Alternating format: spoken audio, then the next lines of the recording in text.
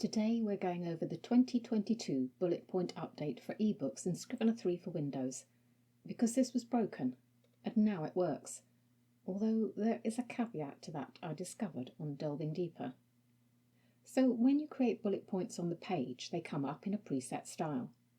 You can change these elements for your paperback to a style you want. However, for eBooks there are some preset styles that won't necessarily match what's on your editor page that are accessed in the compile screen. This is true of other things in eBooks too. There is a standard bullet style that's set for bullet points and will automatically be applied if you do nothing else. But you have three other options you can choose. First, you need to create a custom ebook format.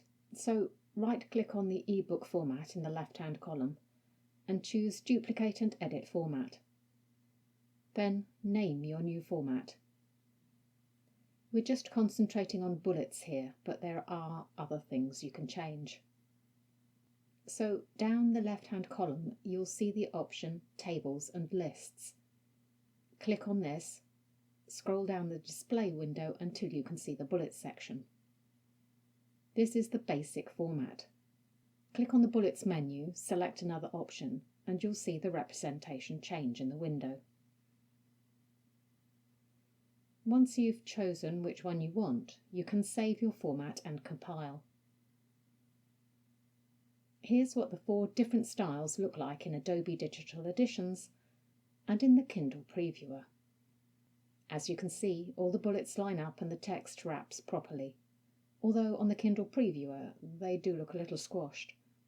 Different fonts which the reader chooses may make this display better. Now, the eagle-eyed amongst you will have noticed that there is also a numbered list option in the eBook custom format. Let's try that out too. I've just duplicated the editor page here and I'm going to choose a random numbered format because it doesn't really matter for this exercise. Now in Compile I'm going to do the same thing as before and choose a numbering format for my new eBook template. And here's the result in Kindle Previewer. First, in case you're wondering, it doesn't affect the bulleted list. But this is what it does to the numbered list. The numbering format has changed to the one selected.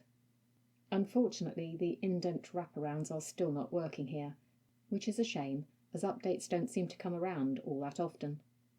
So I think it's going to have to be bullets only for eBooks for the time being, when using this type of list. If you want to know more about creating custom formats, here's another video you'll want to watch.